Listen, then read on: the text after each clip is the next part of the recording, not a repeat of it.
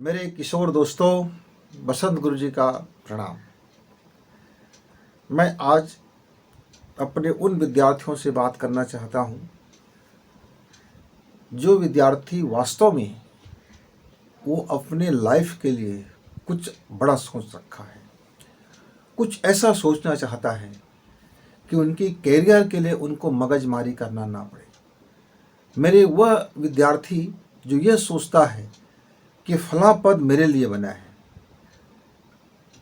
मैं अपने राज्य का डीजीपी बन सकता हूँ, मैं अपने राज्य का मुख्य सचिव बन सकता हूँ, मैं अपने देश का प्रमुख सलाहकार बन सकता हूँ, मैं इस आर्थिक क्षेत्र में मैं ज़बरदस्त धमाल कर सकता हूँ, मैं महान वैज्ञानिक बन करके अपनी महान रचनाओं से इस दुनिया को समृद्ध कर सकता हूँ, मैं विज्ञान के क्षेत्र में धमाल मचा सकता हूँ, वगैरह वगैरह तमाम चीज़ें हैं मित्रों। जो मेरे विद्यार्थी ये चाहता है कि उनके जीवन में समृद्धि की कमी ना हो, उनके जीवन में ऐश्वर्य की कमी नहीं हो, उसके अंदर में शांति की कमी ना हो, उसके भीतर में आनंद की कमी ना हो।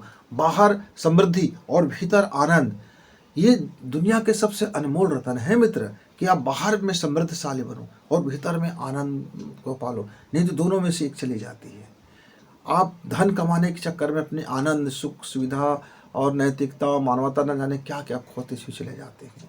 और आप जब इस पर ध्यान देते हो तब आपका समृद्धिपना समाप्त होने लग जाता है। तो दोनों को प्राप्त करने का यदि सुगम कोई अवस्था है तो वो अवस्था है हमारा मिडिल स्कूल से इंटरमीडिएट तक का, मतलब 6वीं से 12वीं तक का। इस बीच में यदि हमने अपने जीवन को एक लाइन में, एक सिस्टम में और एक एटमॉस्फेयर में अपने आप को हमने तैयार कर लिया तो फिर वो दुनिया का हर सफलता वो आपके लिए तैयार है। दुनिया का हर शिखर जिसको आप फिर नए शिखर बनाने जा रहे हो, नए कीर्तिमान बना सकते हो, चाहे वो खेल के क्षेत्र में हो, विज्ञान के क्षेत्र में हो, आर्थिक क्षेत्र में हो, सामाजिक क्षेत्र में हो, मतलब जिस क्षेत्र में आप चाहो अपनी धमक पहुंचा सकते हो, अपने उपस्थिति का दुनिया को एहसास करा सकते हो। इसकी बीज मित्रों यही यही वो है, मिडिल स्कूल है और हाई स्कूल और फिर हायर सेकेंडरी, ये 3 स्टेप है। मेरे माता पिता को भी चाहिए कि बच्चे की जो मनोवृत्ति है, बच्चे की जो प्रकृति है और बच्चे में जो डीएनए में जो गुण है, या बच्चे का जो अंदर की कुछ विशेषताएं जो आपको दिख रहा है, इसी समय आप उसको वह वातावरण दीजिए जिसमें वह अपने आप को अभिव्यक्त कर सके, पूर्ण रूप में वो अपने को दक्षता को दिखा सके। इसलिए मेरे मित्र, ये जो पढ़ाई है, यदि आप उसको लड़ाई बनाते हो तो फिर पढ़ाई आपका लड़ाई जब हो जाता है तब यह पढ़ाई आपका पढ़ाई नहीं रह जाता है, तब आपके लिए सत्यानाश हो जाता है आपका भविष्य। फिर कैरियर चौपट हो जाता है, फिर पढ़ने में रुचि नहीं होता है, फिर फेल होना है, इधर जाना है, उधर जाना है, ये मस्ती करना है। फिर आप दुनिया भर की विकल्प की तलाश में लग जाते हो कि मैं कहीं से पास हो जाऊं, मुझे कोई पास करा दे, मेरा नंबर कहाँ से मिल जाए, कहाँ मैं फर्जी मार्कशीट बना लूँ, कहाँ रिश्वत लेकर के मुझको पास करने वाले। फिर आप ठेकेदारों के चंगुल में, फिर आप बिजनेस करने वाले चंगुल में आप फंसते हुए जाते हो। और उस खाली समय में आपका, चूँकि भाई आप तो एनर्जी से भरे हुए हो, आपके पास तो लबालब एनर्जी है, अब आप उसका दुरुपयोग फिर शुरू हो जाता है। क्योंकि एनर्जी भाई आपके पास, मान लीजिए मित्र 1 लाख रुपए है, तो या तो उस 1 लाख रुपए का आप कुछ नियोजन करोगे, या कुछ निवेश करोगे, या कुछ रचना कार्य में लगाओगे, या फिर मौज मस्ती करके उड़ा दोगे। मतलब कुछ तो उसका उपयोग करोगे या दुरुपयोग करोगे, या सदुपयोग करोगे, या निवेश करोगे, या प्लानिंग से लगाओगे, जो भी होगा। तो उसका परिणाम आपके हाथ में फिर नहीं है। फिर आप जिस दिशा में उसको निवेश करोगे उस दिशा में परिणाम आता है। वैसे ही हमारी प्रतिभा है, हमारी मेहनत है, हमारी कार्य योजना है, हम जिसको जहाँ बो देते हैं वह बीज बन करके आगे बढ़ता है। फिर परिणाम हमारे हाथ में नहीं होता, परिणाम होता है आगे हमने आज जो बीज बोए उसके आधार पर। तो मेरे दोस्तों, मेरा वह कोई विद्यार्थी यदि सचमुच अपने करियर के प्रति सजग है, सावधान है, वो चाहता है लाइफ में कुछ बड़ा करे, जीवन में कुछ शानदार करे, अपने को वह एक बेहतरीन करना चाहता है। माता पिता ने कर पाया कि नहीं कर पाया छोड़िए, दोस्तों ने किया कि नहीं किया छोड़ दीजिए, किसने क्या किया छोड़ दीजिए। आप क्या करना चाहते हो, आप क्या बनना चाहते हो, आपकी सोच कहाँ है, आपकी समझ कहाँ पर है, आप अपना मूल्य क्या देख रखना चाहते हो, इसके बारे में थोड़ी विचार करो, चिंतन करो। हो सके तो पेरेंट्स से बैठ करके, माता पिता से बैठ करके चर्चा करो। विशेषज्ञों से राय लीजिए, सलाहकार से राय लीजिए, किसी से मार्गदर्शन लीजिए। ऐसा मार्गदर्शन हो, भले आपको उसका फीस चुकता करना पड़ जाए, लेकिन वो आपके प्रतिभा का सही मूल्यांकन करना जानता हो। कोचिंग सेंटर के हाथ मत चढ़ जाना, ट्यूशन खोरों के हाथ मत चढ़ जाना, जो गली छाप रहता है उनके हाथ मत चढ़ जाना, नहीं तो फिर आपको कहीं न कहीं वो कर देंगे। मैं एक मित्र को जानता हूँ, वो मित्र बड़ा दुखित है, पढ़ाई लिखाई ख़त्म हो गया है, 35 साल का जवान है, अब उसका परिवार बसाने के चक्कर में है, फिर करियर नहीं बन रहा है, एक धंधा बदल रहा है, 2 धंधा बदल रहा है, एक नौकरी का फॉर्म भर रहा है, वो जहाँ जा रहा है उधर जा रहा है, उधर जा रहा है। उन्होंने अपने जीवन की कहानियाँ बताया मुझसे कि मैंने पूछा, भाई आप जिस समय में आपको ये करना था उस समय तो मटर गश्तियाँ की? बोले हाँ गुरुजी, मटर गश्तियाँ की, और सेटबाजियाँ की, लफ़ेबाजियाँ की, और वो तमाम तरह के नशाखोरियों की, और मौज मस्ती करते रहे, और इधर उधर पिकनिक सिकनिक मनाते रहे, तालियां बजाते रहे, सीटी बजाते रहे, घूमते रहे, फिरते रहे। मतलब वो हर चीज़ हमने किया ज़िंदगी का जिसको हमको लगता था कि करना चाहिए, बस वो नहीं किया कि हमको आगे करना है तो हमको उसका बीज आज बोना है। अब उसका परिणाम निकल रहा है। जितने भी ज़िंदगी में बदमाशियाँ की, अब वो सारे बदमाशियों का परिणाम निकल रहा है। पर अब जीवन को सुधारते हैं तो मन में बकबक आ रहा है। मन अब ऐसा हो गया है कि क्या करें क्या ना करें, किधर जाएं क्या करें। अब तो सारा पानी बह गया है, बरसात निकल गई है। अब आपको नए सिरे से सोचना होगा, फिर आपको पूरी मेहनत करना होगा। लेकिन होता क्या है, मान लीजिए आपका नया कपड़ा है, तो नए कपड़े में कोई भी रंग आप चढ़ाते हैं तो बिल्कुल आपके लिए सिंपल है, फंडा है कि कपड़ा को धो दीजिए बढ़िया से, और उसके बाद उसको माने कलर चढ़ा दीजिए और सुखा दीजिए, और उसके बाद उसको आप जो चाहते हैं आयरन करना कर दीजिए। आपके कलर चढ़ गया और शानदार हो गया। सफ़ेद कपड़ा है नया, कोई भी कलर आपने चढ़ा लिया, लेकिन जैसे आप उसको बदरंग कर डालें, दुनिया भर की उसमें गंदगी हो गया, दुनिया भर के कई कलर मिल गए, ढेर सारे कलर हो गया है। तो इतने सारे कलर को अब आपको क्या करना होगा, या तो आपको पूरा का पूरा ब्लैक बनाना पड़ेगा, फिर वाइट करना होगा, क्योंकि बिना पूरा ब्लैक किए आप उसको वाइट नहीं कर पाओगे, क्योंकि कोई भी कलर आपको वाइट करोगे तो दिखेगा। इसलिए पहले आपको अपनी ज़िंदगी को पुनः रिवर्स करना पड़ता है, वो रिवर्स गियर में जाना पड़ता है, जहाँ पूरी तरह से अपने आप को साधना काल में बिताना पड़ता है, अपने आप को ब्लैंक करना पड़ता है, खाली करना पड़ता है, पूरी तरह से इरास करना पड़ता है उस लाइफ के तमाम चीज़ों को। और उसके बाद से फिर अपना जब कपड़ा अब सफ़ेद हो जाए, तब उसमें जो कलर चाहिए वो कलर चढ़ जाता है। तो मित्रों, वो बहुत बड़ा दुस्साध्य कार्य है, बहुत कठिन कार्य है। एक उम्र निकल जाता है, फिर आदमी के पास समय रहता नहीं है, समय इंतजार नहीं करता। समय तो बस चलने का काम है, उम्र का चलने ढलने का काम है।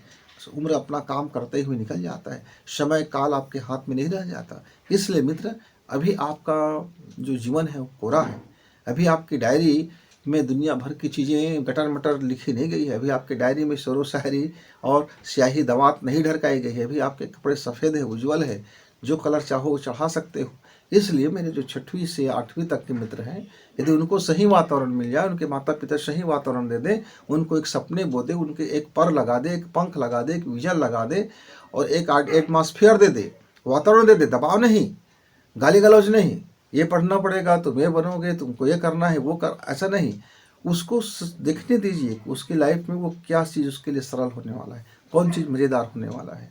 एक व्यक्ति अंतरिक्ष विज्ञान का अध्ययन करके उसको मज़ा आता है, एक व्यक्ति को फिजिक्स में मज़ा आता है, एक व्यक्ति को केमिस्ट्री में मज़ा आता है, एक व्यक्ति को पॉलिटिकल साइंस में अच्छा लगता है, एक व्यक्ति को खेल कूद बहुत शानदार लगता है, एक व्यक्ति को खेती खार बहुत अच्छा लगता है, एक व्यक्ति को वन पौधारोपण बहुत अच्छा लगता है, एक व्यक्ति को दुनिया भर की सामाजिक सेवा अच्छा लगता है, एक व्यक्ति को रोगियों को सेवा करना अच्छा लगता है।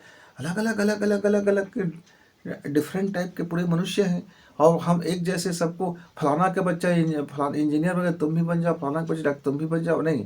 फलाने का फलाना है इसलिए मत बनाओ अपने बच्चे को। आपका बच्चे के भीतर में जो नैसर्गिक गुण है उसको डेवलप कीजिए, वो बनेगा बिना टेंशन का बनेगा और बहुत शानदार बनेगा। तो आपको इसमें डिसाइड करना चाहिए, पालकों का इसमें बहुत रोल है। मेरे अभिभावक, मेरे पालकगण यदि इस पर ध्यान दें तो उनका बच्चा भविष्य में शानदार कर सकता है।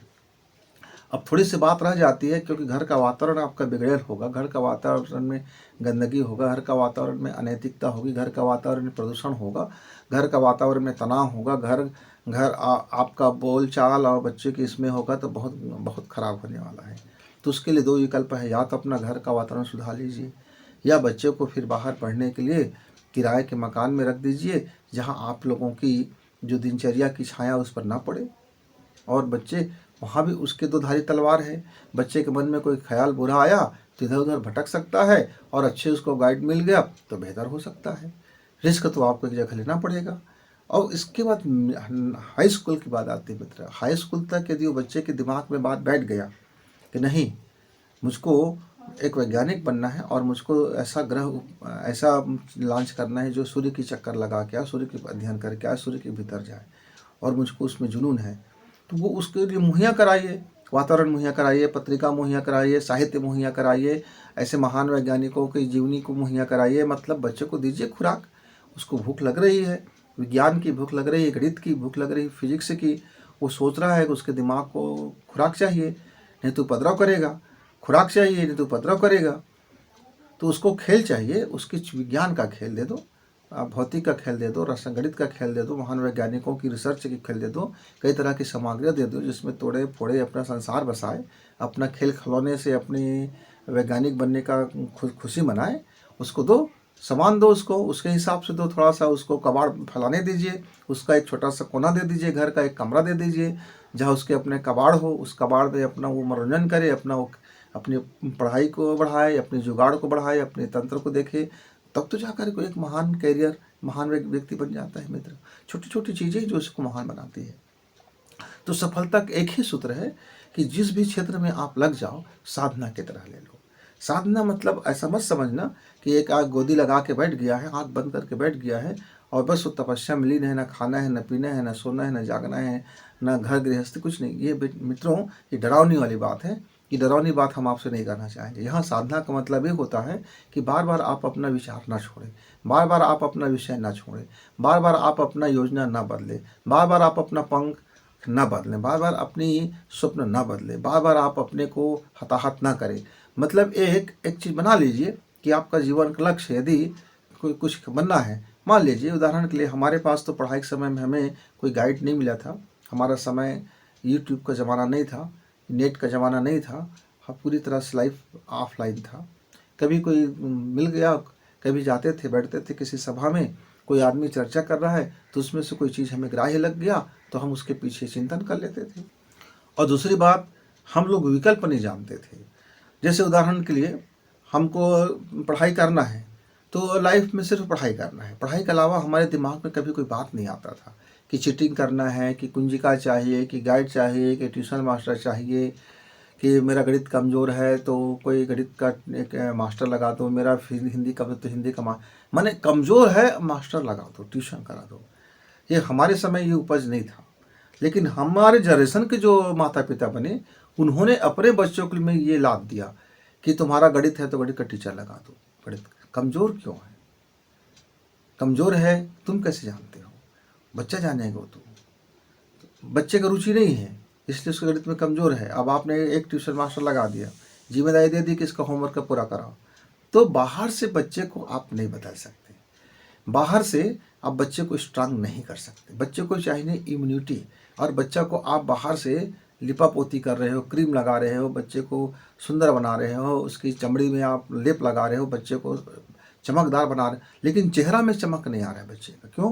क्योंकि उसका भीतर चमक खो गया है, उसके भीतर में ज्ञान के प्यास खो गया है, उसके भीतर से मेहनत करने का प्यास खो गया है, उसके भीतर में भूख ही नहीं है अपनी विद्या को बढ़ाने का। उसके अंदर में कोई प्यास जगे कि मुझे कितना अंक करना है, मुझे मैथ से करना है, नहीं करना है, विज्ञान करना नहीं करना है, पढ़ाई के प्रति प्यास जगे, भूख जगे, लालसा जगे, अभिप्सा जगे, कोई टारगेट मिले उसको, क्यों पढ़ाई करना है। उसके मन में कोई जिज्ञासा तो बने कि आखिर अभी जो मेहनत करेगा, अपने खेल खिलौने छोड़ करके, अपने दोस्तों से धिंगा मस्ती छोड़ के, अपने मौज मस्ती छोड़ करके, अपने चाट पकौड़े छोड़ करके, अपने मनोरंजन छोड़ करके, अपने खेल खिलौने छोड़ के, तो क्यों इन्वेस्ट करना चाहेगा समय को?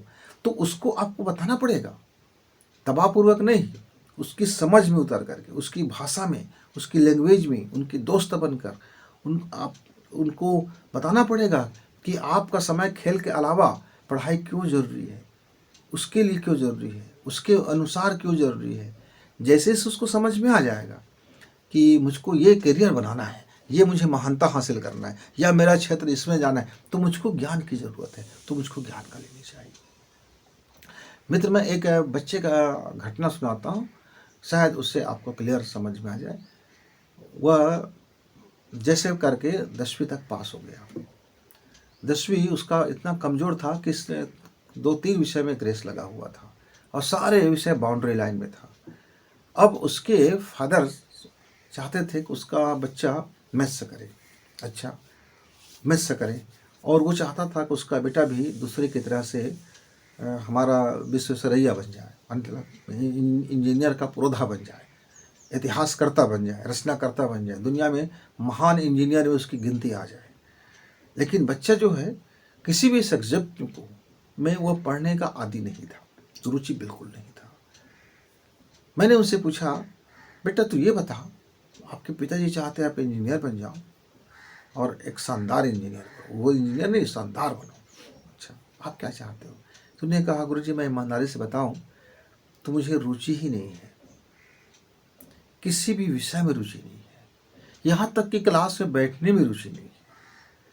यहाँ तक कि मैं घर में जब कोई चीज़ मुझे बस मैं देख लेता हूँ, अपना बस्ता देख लेता हूँ या अपनी पुस्तकें कापियाँ देख लेता हूँ, तो अंदर से उबल जाता हूँ, मारे घृणा की, नफ़रत सा हो गया मुझको।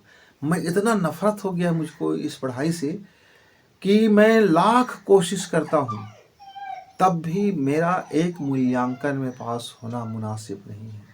ये जो आप मार्कशीट देख रहे हैं, ये विकल्प का मार्कशीट है, ये मेरे मेहनत का नहीं है, मेरे पिताजी ने मेहनत किया है, मेरे परीक्षा हॉल में मेहनत किया, फिर मूल्यांकन सेंटर में मेहनत किया, फिर डाटा कक्ष में मेहनत किया, मतलब मेरे पिताजी ने इतना मेहनत किया है मेरे पीछे कि तब जा कर के मुझको ये पास होने का मार्कशीट मिला है।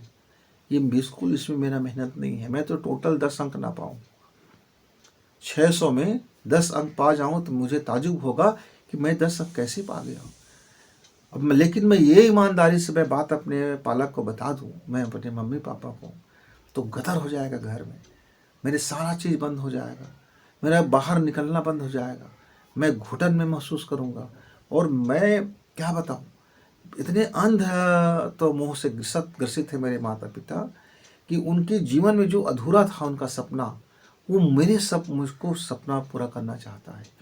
वो मुझे बहुत ज़्यादा प्रेम करते हैं, इतने मोहासक्त है कि यदि मैं यह कह दूँ कि मेरा प्रिंसिपल ने मुझे गाली दिया है तो वो आपको आकर के कुछ भी ऐसी तैसी कर देगा। मतलब वो इतने ज़्यादा मोह से ग्रसित है, तो मुझे डर लगता है कि मैं अपने सच्चाई यदि बता दिया तो न जाने घर में क्या होगा, हो सकता है घर में और कोई बड़ा कांड हो जाए, इसलिए मैं इसको नहीं बता सकता। बोले ये कब से हो रहा है?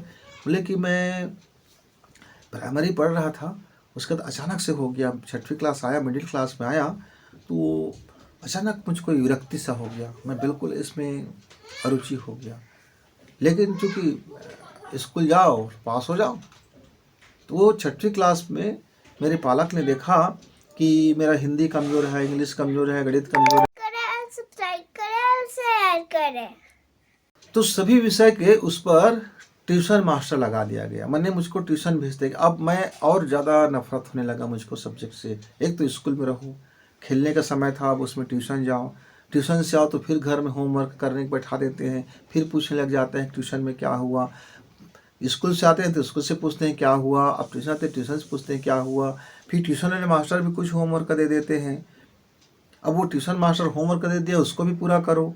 वैसा स्कूल का अलग है, मूल्यांकन अलग है, ट्यूशन मास्टर को ट्यूशन चाहिए, अच्छा चाहिए, रोब चाहिए, वो मैंने तरह तरह की, अब मेरे जो नफ़रत है वो बढ़ता चला गया, अभी कम नहीं हो रहा है। तो मैंने उनसे पूछा कि आपका रुझान क्या है?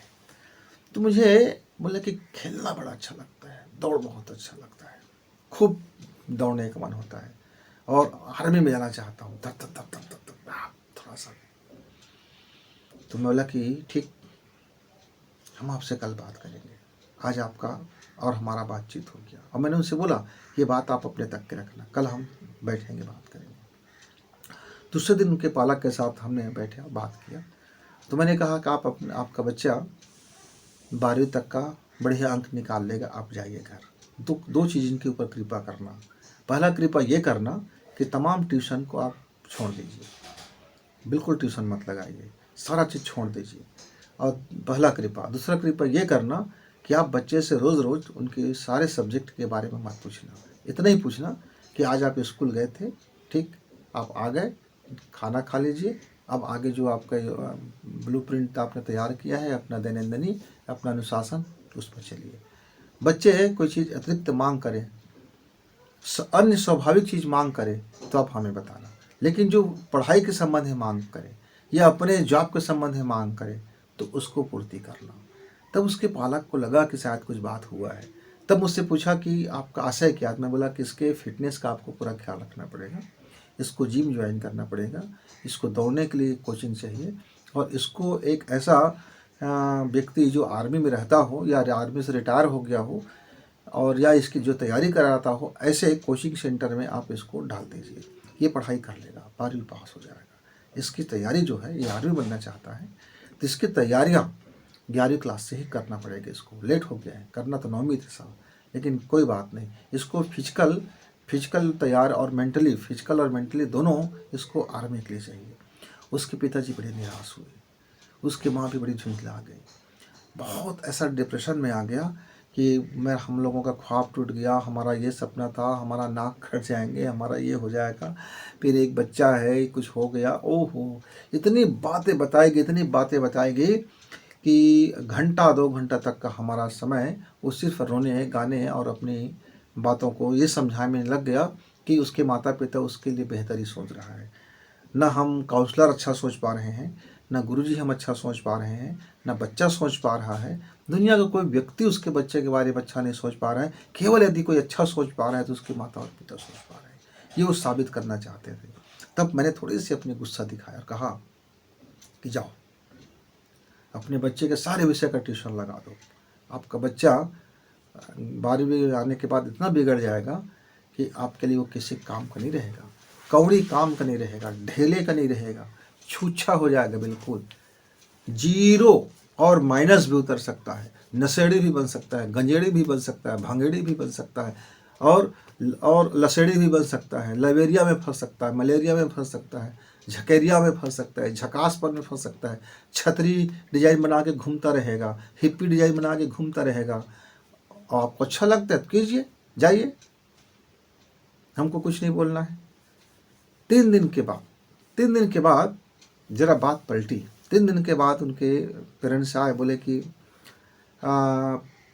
तो ठीक है, हमको क्या करना पड़ेगा, कितना खर्च है। मैं बताया जितना आप कोचिंग में आज तक लगाए थे जोड़ लीजिए। पहली क्लास से आपने इसके ट्यूशन में जितना पैसा लगाया 10वीं के आते आए तक, वो सारे पैसा जोड़ लीजिए। और जोड़ने के बाद इनके लिए जो इनको चाहिए, इनके फिजिकल के लिए, इनके मेंटली के लिए, इनको दे दीजिए वो सामग्रियाँ, सारी सामग्री उपलब्ध करा दीजिए। तो बोले इससे इसके पढ़ाई के क्या ताल्लुकात है। मैं बोले इसके पढ़ाई के ताल्लुकात है, आप मनोविज्ञान नहीं समझ रहे हैं, हम मनोविज्ञान आपको नहीं समझाना चाह रहे हैं। हम बच्चे से बात करेंगे, आपको नहीं पढ़ना है, आपको फ्यूचर नहीं बनाना है, आपको करियर नहीं बनाना है, बच्चे को अपना जीवन तैयार करना है। तो आप बाहर से पानी डालते रहोगे तो पेड़ मुरझा जाता है। हम जड़ को सींचना चाहते हैं, हम जड़ से हम ताल्लुक़ रखना चाहते हैं। उसके माता पिता को उसके बच्चे के सामने इतना बोला और घर भेज दिया।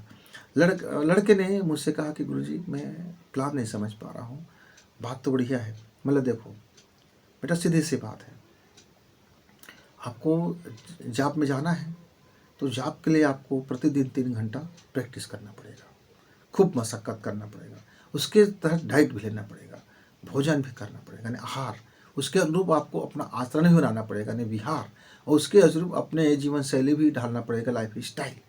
ये तीनों को उसके अनुरूप बनाना पड़ेगा। तो उसके अनुरूप आपको अपने दोस्त का चयन करना पड़ेगा। तो जो अभी आपके दोस्त हैं वो बिल्कुल इस मामले में जीरो है, तो ये सारे दोस्तों से बाय कहना होगा, एकदम बायकॉट। नमस्ते मतलब नमस्ते हो गया, मतलब हो गया। और आपको उसके अनुरूप दोस्त तैयार करना होगा और उसको भी समय देना पड़ेगा। अब आपको जब जाना है किसी भी नौकरी में तो उसके लिए कुछ डिग्रियां चाहिए, कुछ एजुकेशन चाहिए जो अनिवार्य है। तो आपको भैया 12वीं तक तो पढ़ना अनिवार्य है। जब 12वीं का आपके पास मार्कशीट होगा तब आप अप्लाई करोगे तो शरीर भी सही रहेगा, मन भी उसके अनुरूप रहेगा और डिग्री भी उसके अनुरूप हो गया, तो तीनों मिला करके फिर आपका करियर बन गया। और तीनों में से एक भी कमज़ोर पड़ा तो फिर आपका करियर बनने से रहा, तब आपको पछतावा मिलेगा। पूरी ज़िंदगी आप पछताते रहेंगे, फिर वो अवसर आपको मिलने वाला नहीं है। तो आप ट्यूशन कीजिए बंद, और आप 11th में वही सब्जेक्ट का चयन करें जिस सब्जेक्ट में आप ज़्यादा मेहनत कर सकते हो। सीधी सी बात है, जो पेचीदा है, जो फार्मूला वाला है, जिसमें दिमाग बहुत खपाना है, आप उस सब्जेक्ट को बाय कर लो। जिसमें सिर्फ आपको कहानी पढ़ना है, जैसे आपका कला के विषय होते हैं, आपका राजनीति है, इतिहास है, समाजशास्त्र है, कितने सारे तो हैं, वो भी अपने आप में महान विषय हैं। इसको चयन करो और आप लग जाओ। एक बना लो टाइम टेबल कि कितने समय सोना है, कितने समय जागना है, कौन दिन डाइट करना है। तो बोला कि इसके लिए मैं कहाँ जाऊँ, तो मैंने उसका एक पर्ची दे दिया कि आप डाइट प्लानर से जाइए, आप फिजिकल ट्रेनर से जाइए, आप ये आर्मी के ट्रेनिंग मिलते हैं, यहाँ कुछ लोग सिखाते रहते हैं, आप वहाँ कंसल्ट कर लीजिए। और विषय के लिए आप 3 घंटा रोज़ निकाल लो, 3 घंटा एक बना लो शेड्यूल टाइम टेबल, आपका विषय निकल जाएगा। उस बच्चे ने दूसरे दिन से मित्र उसकी तैयारियां शुरू कर दी और 1 साल तो उसको पुराने गंदगी को साफ करने में लग गया, पुराने दोस्तों से पीछे छुड़ाने में लग गया, अपने आचार को सुधारने में लग गया, यानी आचरण, अपने विहार मतलब जीवन शैली को सुधारने में लग गया और नए चीज़ों में डालने में समय लगा। 1 साल तक उसका प्रोग्रेस उतना दिखा नहीं, लेकिन उसका शरीर और उसका मानसिक बनावट और उसकी लाइफ स्टाइल में वह 3 माह के अंदर में ही दिखने लगा। अब वह पढ़ने लगा है, अब वह अपने क्लास में वर्क करने लगा है, अब अब मूल्यांकन में फेल नहीं हुआ। और 12वीं में मित्रों उन्होंने बड़े आश्चर्यजनक ढंग से अपने को परफेक्ट किया था। वो 60% के आसपास अपना रिजल्ट लेकर के आया। साथ ही साथ उसका फिटनेस इतना अच्छा था कि अब वो भविष्य में एक ही बार में वो सेलेक्ट हो गया और देश की सेवा करने लगे, बेहतर हो गया। कभी कभी वो फ़ोन से हमसे बात करते हैं, कहते हैं गुरुजी धन्यवाद कि आपने हमें थोड़ा डांटे नहीं होते, झिड़के नहीं होते, सच्चाई हमारे माता पिता सामने नहीं रखे होते तो शायद हम इस काबिल ना बना पाते अपने को। अब मैं बोला नहीं बेटा, आपके अंदर वो टैलेंट था, बस ये था कि उसके ऊपर बहुत सारी चीज़ लबादा हो गया था। हमने उसको थोड़ा सा साबुन लगाने की कोशिश की, थोड़ी गर्म पानी में धोने की कोशिश की और थोड़ी सी आपको आपकी सच्चाई बताने की कोशिश की। आप बिना ट्यूशन के, बिना कोचिंग के आपने बेहतरीन कर तो लिया ना। और जहाँ आपको ट्यूशन की ज़रूरत था आपने वहाँ ट्यूशन किया, मतलब आपको फिटनेस की ज़रूरत था वहाँ आपने ट्यूशन की, जहाँ आपको दिमाग की कौशल बढ़ाना था वहाँ दिमाग की ट्यूशन ली, आपको जहाँ अपने खान पान का ध्यान रखना था वहाँ खान पान की ट्यूशन ली। मतलब जो आपका करियर था आप उस दिशा में अपने अनुसार से ट्यूशन लिए तो आपको मज़ा आया, वहाँ समय से बिताए, आप सहे रहे ना उसके साथ 24 घंटा, आप अपने को खपा दिए ना। यही तो साधना है। साधना मतलब आंख बंद करके माला जपना नहीं है, साधना मतलब उपवास करना नहीं है, साधना मतलब भूख मरना नहीं है। साधना मतलब ऐसा नहीं है कि हम अगरबत्ती जला दिए, नमाज कर दिए, प्रार्थना कर दिए, प्रेयर कर दिए, मंदिर गए, मस्जिद गए, गुरुद्वारा गए और डुबकी लगा लिए, वहाँ गया। ये साधना है। साधना को दूसरा पक्ष हो सकता है दूसरे के लिए, पर मेरे मित्रों, जो मेरे युवा मित्र हैं, जो मेरे विद्यार्थी मित्र हैं, उनके लिए साधना उनकी पढ़ाई है। और वो पढ़ाई जो अपने लक्ष्य की तरफ चले, वो पढ़ाई नहीं जो दूसरे को ज़बरदस्ती कराए, वो ट्यूशन खोरी नहीं जो दूसरे को दिखाने के लिए किया जाए, जो उसको आवश्यकता है। मान लीजिए मुझे अभी पानी की ज़रूरत है और मेरी मम्मी ला के मुझे दूध भी दे रहा है, तो मेरे लिए बेकार हो गया। अभी मुझको पानी ज़रूरत, मुझको पानी चाहिए। रात को मुझको सोने की ज़रूरत है, तो यदि कोई डिस्को भांगड़ा करेगा तो फिर सुबह उसका खराब होगा, तो फिर उसका दिनचर्या खराब हो गया। मतलब जो चीज़ें जिस चीज़ की है उसको समझना और उस समझ को अपने समझ में उतार करके अपने लाइफ को उस पर लगा देना, अपना पूरी ध्यान फोकस कर लेना, पूरी एकाग्रता से लग जाना, पूरी मेहनत कर लेना, यही है साधना मित्र। अपने काम में पूरी मेहनत करना, कोई चोरी नहीं करना, कोई चंडाली नहीं करना, कोई बहानेबाजी नहीं करना, कोई झूठ मूठ का दिखावा मत करना, खुद के लिए अपने को बेस्ट करना, तब जा कर के वो अपना पढ़ाई की साधना कर लेते हैं। मैं एक दूसरा मित्र की कहानी बता करके मैं अपने संवाद को पूर्ण करूंगा। सब्सक्राइब करें और शेयर करें।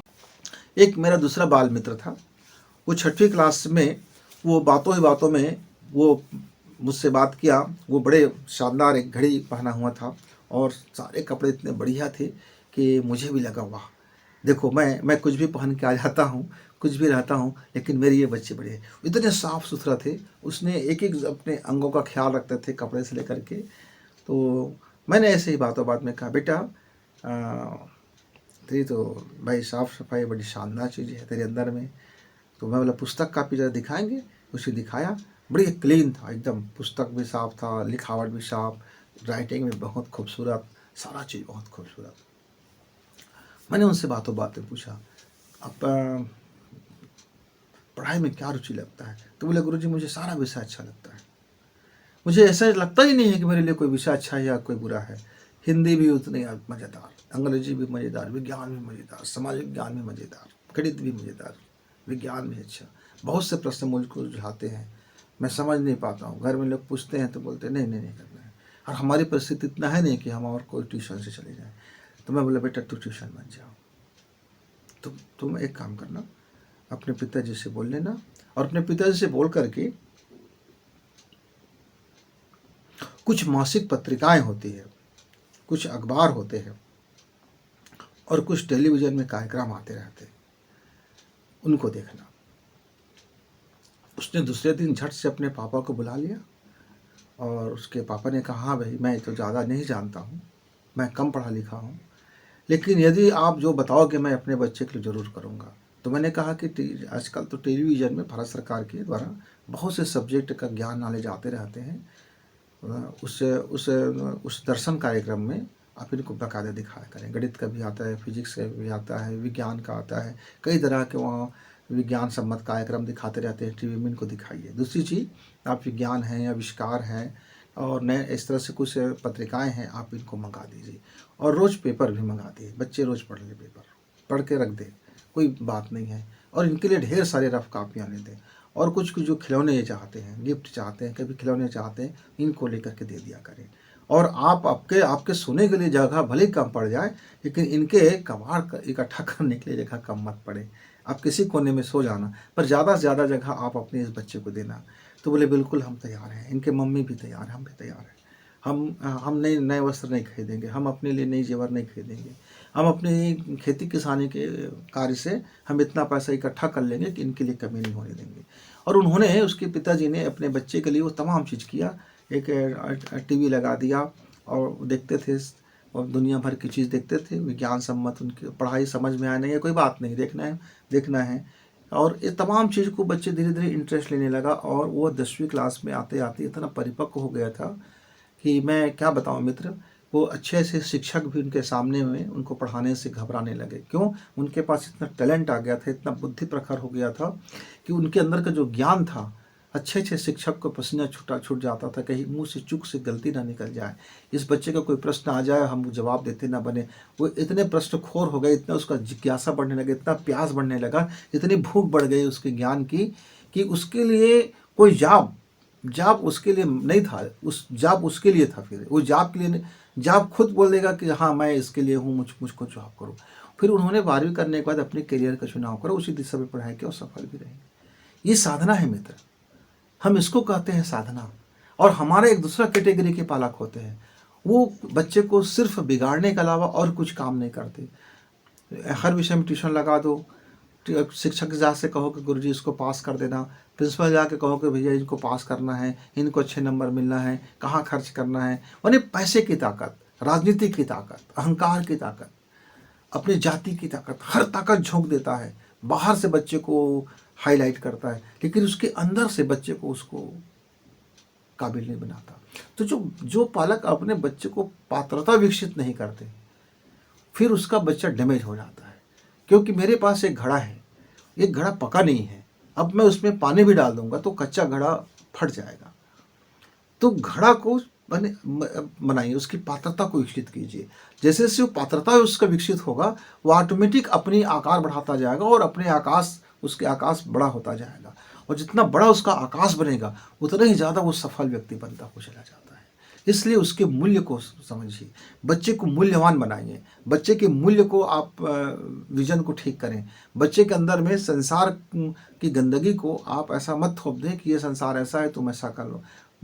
दुख होता है ऐसे पालकों को समझ करके जो अपने बच्चे की पात्रता विकसित नहीं करते, वो ऊपर से लेबल चिपकाते रहते हैं, क्रीम लगाते रहते हैं और झकास करते रहते हैं, और अंदर अंदर से बच्चा खोखला होता रहता है, खोखला होता रहता है, डैमेज होते रहता है, भटकते रहता है, उधेड़ बुन में रहता है, अंदर में घुम घुम उठ मारते रहते हैं, पूरी ज़िंदगी उसकी बेतरतीब होते रहता है। मित्रों, तो समझ लिए और समझिए, मेरे पालक वर्ग हैं उसको भी इसकी ज़रूरत है, और मेरे बच्चे वर्ग हैं उसको भी ज़रूरत है।